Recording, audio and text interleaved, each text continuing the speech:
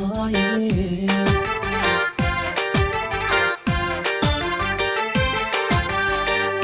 mahayba midkaya mahanadadii baa la dilay muharax bay nagu shideeno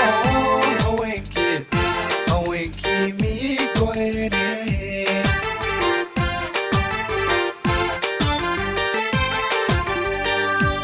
laabale walaalkayo